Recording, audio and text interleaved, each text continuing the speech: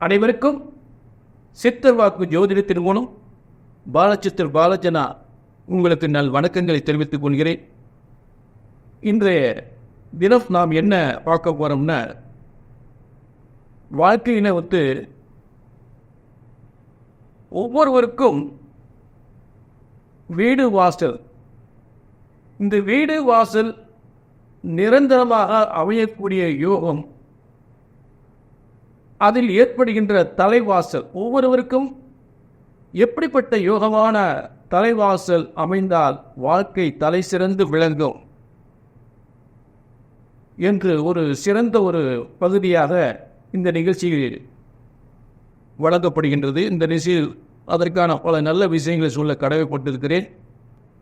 அதற்கு முன்னதாக சித்தர் வாக்கு ஜோதிடத்தின் மூலம் உங்கள் பிரச்சனைகள், என்னென்ன பிரச்சனைகளாம் இந்த நிகழ்ச்சியின் மூலம் உங்களுக்கு தீரக்கூடிய நிலை ஏற்படும், என்னென்ன பிரச்சனை தீரணும், எதுக்காக ஜாதகத்தை தூக்கி அலைகிறீங்க, அங்கே போய் அவரை போய் பார்த்தேன், இங்கே போய் இவரை போய் பார்த்தேன், அவரை பார்த்தேன், இவரை பார்த்தேன், எத்தனையோ வருஷங்கள் ஜாதகத்தை தூக்கி கல்யாணம் முடியல, வேலை கிடைக்கல, அரசாங்க வேலை கிடைக்கல, வீடு கட்ட முடியல, கடல் பிரச்சனை, சொத்து பிரச்சனைகள், இதுக்கெல்லாம் நாங்கள் பார்க்காத இடம் பாக்கி கிடையாது, எங்களுக்கு எதுவுமே நடக்க மாட்டேங்குது.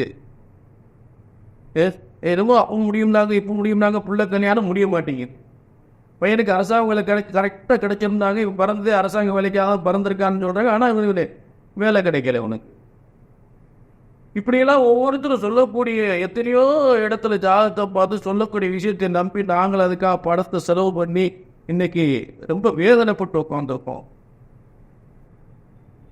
அப்போ என்ன சொல்கிறாங்க, என்ன ஐயா நல்லா படிச்சிருக்கேன், என் பையன் நல்லா படிச்சிருக்கேன், அடுத்த பிரச்சனை நல்லா படிச்சிருக்கேன், நல்ல இடத்துல வாழாத, கை நிறைய சம்பாதிக்கிறான், கல்யாணம் மட்டும் முடிய மாட்டேங்கிறியா. அதுதான ஜோதிட சாஸ்திரம் முக்கியமான விஷயம். சித்தர் வாக்கு ஜோதிடத்திற்கு இந்த வருஷம் இந்த மாதம் கல்யாணம் முடிஞ்சாகணும். வேலையா, தனியார் வேலையா, அரசாங்க வேலையா, சொன்ன மாதம் கிடைக்கும். ஐயா கல்யாணம் முடிஞ்சு வச்சு நல்லபடியாக முடித்தோம், இன்னைக்கு குழந்தை இல்லை, ஒரு 5-6 வருஷம் போச்சு கல்யாணம் முடிஞ்சு 5-6 வருஷம் ஆகி போச்சு, பிள்ளைகளுக்கு கல்யாணத்தை முடிச்சு கொடுத்தோம், இன்னைக்கு குழந்தை இல்லை, என் பொண்ணுக்கு குழந்தை இல்லைன்னு சொன்னோடனே சம்பந்தக்காரவங்க ஒரு மாதிரி பேச ஆரம்பிக்கிறாங்க. சம்பந்தக்காரங்க மட்டும் இல்லை, அக்கம் பக்கத்தில் இருக்கவங்களா கல்யாணம் முடிஞ்ச இந்த மாதம் இத்தனை வருஷம் ஆகி போச்சு, இந்த வர்றா பாரு, இன்னும் மறைமுகமாக என்னவோ சொல்கிறாங்க. ஒரு நல்லது கெட்டதில் கலந்துக்க முடியல, என் பிள்ளை வேதனைப்படுது, என் பிள்ளைக்கு என்னைக்கு தான் புத்திர பாக்கியம் கிடைக்கும். இப்படிப்பட்ட வேதனைகளுக்கெல்லாம் எங்கெங்கயோ ஜாதகத்தை தூக்கி அலைஞ்சு பார்த்துட்டு எத்தனையோ பரிகாரம், எத்தனையோ யோசனை பார்த்தாச்சு, எத்தனையோ கோயில்களை போயாச்சு, எங்களுக்கு எதுவுமே நல்லது நடக்கலையே அப்படின்னு வேதனைப்படக்கூடியவங்க நல்ல கவனிங்க. எந்த பிரச்சனையானாலும் ஒரு முறை ஜாதகத்தை கையிலிடுங்க.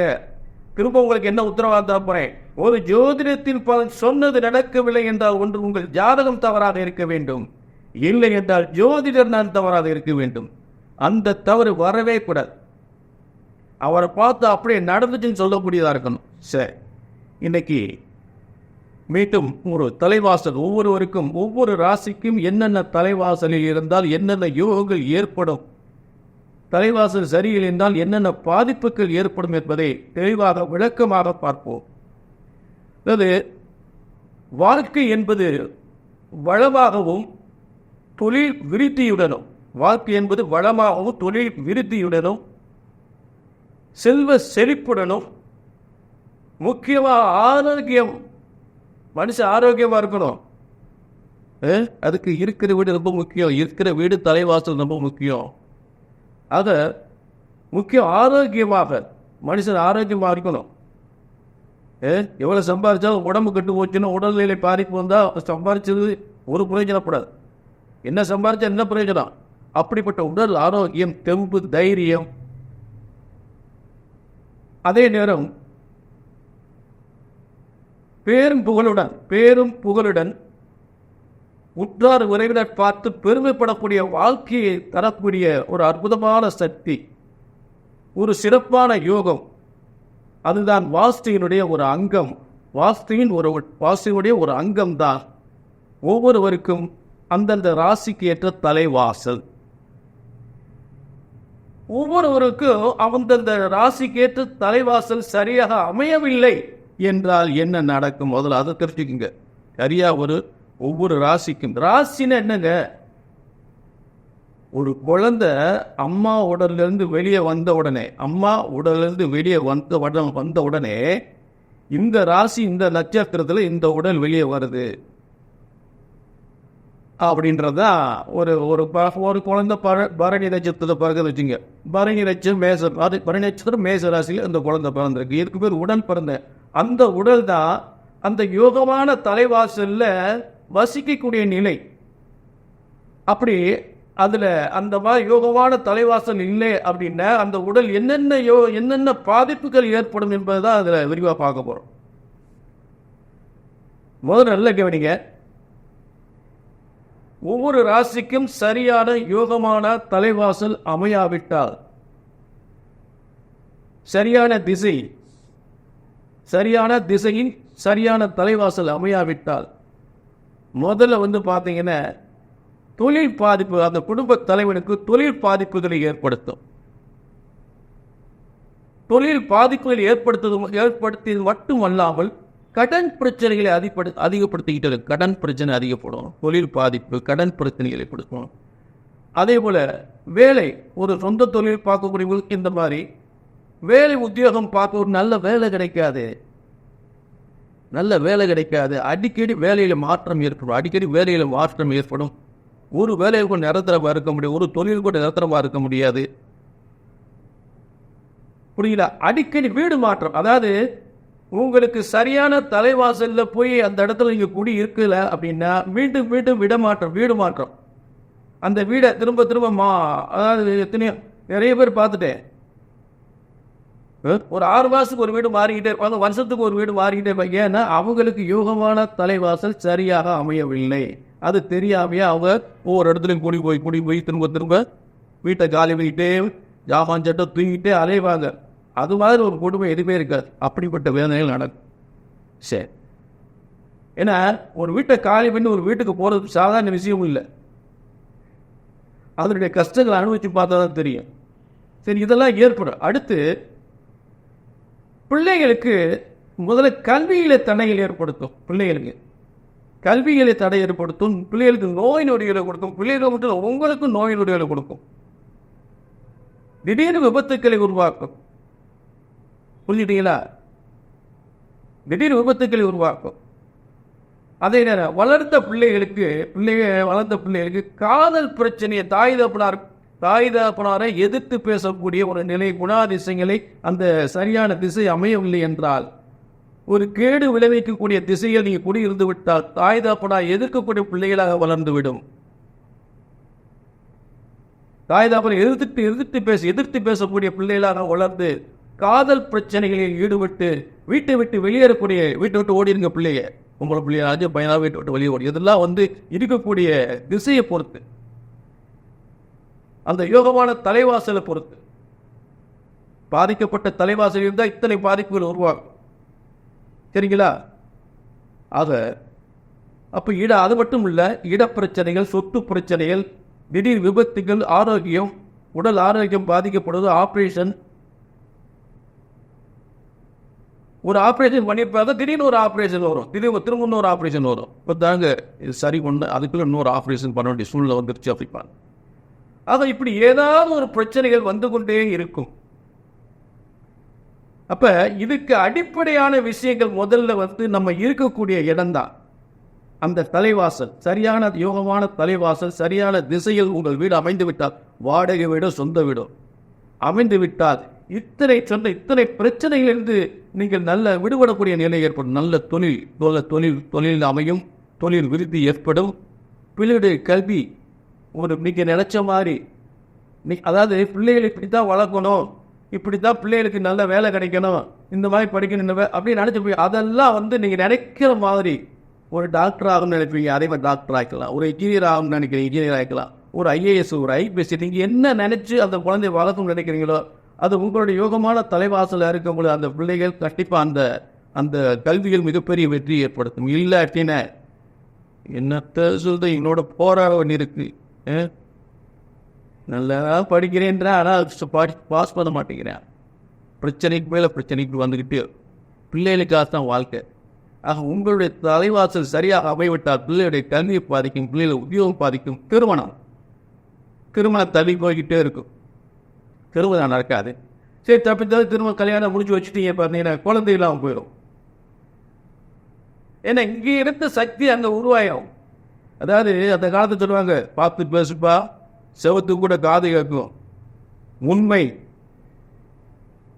இங்கே இருக்கக்கூடிய உங்களுடைய வீடு ஒரு தலைவாசல் எந்த யோகமான தலைவாசலாக இருந்தால், இல்லை ஒரு பாதிக்கப்பட்ட தலைவாசல் இருந்தால், அந்த இடத்திற்குரிய சக்தி அந்த வீட்டினுடைய அந்த வீட்டில் வசிக்கூடியவர்களுடைய உடம்பில் போய் ஆட்டி வைக்கக்கூடிய நிலை ஏற்பட்டுவிடும். தீய சக்தியாக இருந்தால் தீயவை ஆட்டி வைக்கக்கூடிய நிலை ஏற்படும்.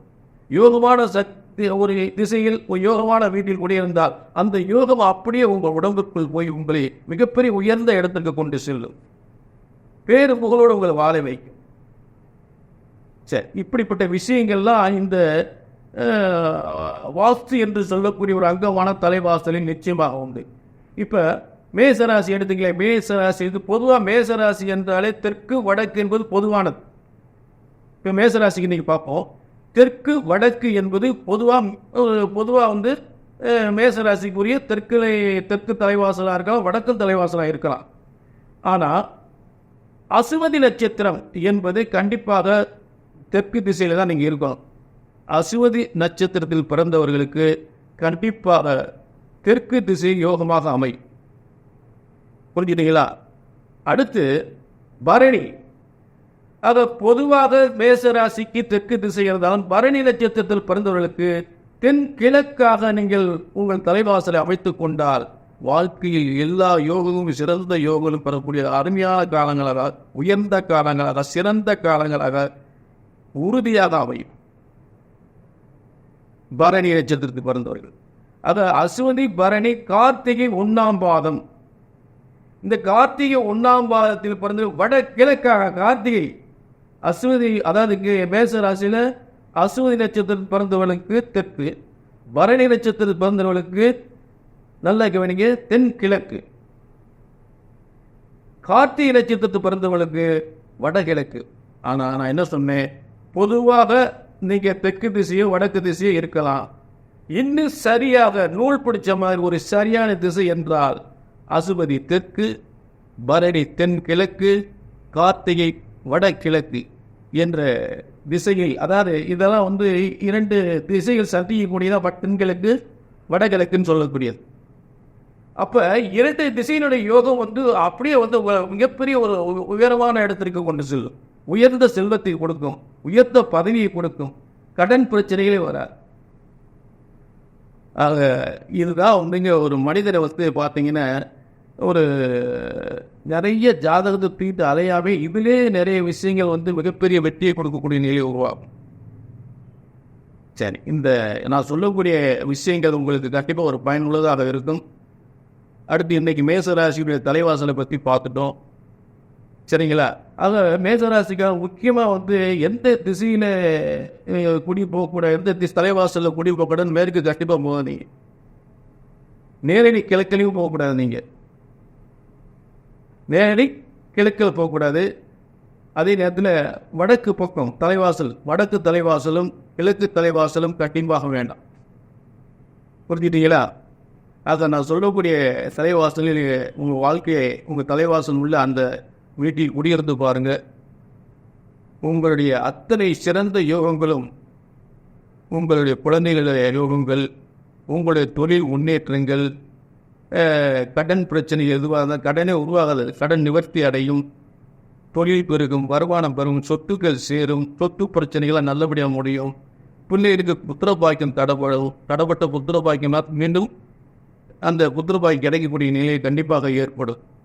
அதை மீண்டும் ஒரு நல்ல கவனிக்க, மீண்டும் ஒரு அடுத்த ராசியில் என்ன தலைவாசல் என்று உங்களுக்கு விளக்கமாக தருவதற்கு முன்னால் மீண்டும் உங்களை சந்திக்கும் வரை உங்களிடமிருந்து விடைபெறுகிறேன். நன்றி, வணக்கம். இப்போ உங்களுக்கு உங்களுடைய குடியிருக்கிற வீட்டில் ஏதாவது பிரச்சனையா, உங்களுடைய வாஸ்து பிரச்சனைகளா, இல்லை உங்களுக்கு செய்கிற தொழில் பிரச்சனையா, தொழில் நட்டமாக இருக்கா, தொழில் விருத்தி இல்லாமல் இருக்கா, இல்லை உங்கள் பிள்ளைகளுக்கோ உங்களுக்கு நல்ல வேலை இல்லையா, அரசாங்க வேலை கிடைக்க முயற்சி பண்ணுறீங்களா, முயற்சி பண்ணி கிடைக்காம இருக்கா, கல்யாணம் எத்தனை வருஷம் பொண்ணு பார்க்குறீங்க, எத்தனை வருஷம் மாப்பிள்ளை பார்க்குறீங்க, கல்யாணம் முடியாமல் இருக்கா, கல்யாணம் முடிஞ்சு எத்தனை வருஷம் குழந்தை இல்லாமல் இருக்கீங்க, சொந்த வீட்டு பிரச்சனைகள் இருக்கா, பூர்வீக சொத்து பிரச்சனைகள் இருக்கா, அதே நேரத்தில் ஏதாவது வீட்டில் செய்வன கோளாறு, கலகங்கள், கணவன் மனை பிரச்சனைகள், இங்கே அத்தனைக்கு நாங்களும் பார்க்காத இடம் பாக்கி கிடையாது, எங்களுக்கு எதுவுமே நடக்க மாட்டேங்குது, நல்லது நடக்க மாட்டேங்குது அப்படின்னு நினச்சிங்கன்னா கீழே நம்பர் இருக்குது, ஒரு அப்பாயின்மெண்ட் வாங்கிக்கிங்க. கண்டிப்பாக எந்த பிரச்சனைக்காக, எந்த பிரச்சனை எனக்கு எங்களுக்கு வருஷம் பூரா இருக்குங்க தெரியவே மாட்டேங்குது அப்படி நினைக்கக்கூடியவங்க ஒரு முறை ஜாதகத்தை கேளுங்க. திரும்ப சொல்லுங்க, ஒரு ஜோதிடத்தின் பலன் சொன்னது நடக்கவில்லை என்றால் ஒன்று உங்கள் ஜாதகம் தவறாக இருக்க வேண்டும், இல்லை என்றால் ஜோதிடர் நான் தவறாக இருக்க வேண்டும். அந்த தவறு வந்துவிடக்கூடாது. ஒரு முறை ஜாதகத்தை கையில் தூக்கியாச்சுன்னா சொன்னது நடக்கும், நடந்தே ஆகும், நடந்தே தீரும் என்ற உறுதி உத்தரவாதத்தோடு மீண்டும் ஒரு நல்ல நிகழ்ச்சி சந்திக்கும் வரை உங்களிடமிருந்து விடைபெறுகிறேன். நன்றி, வணக்கம்.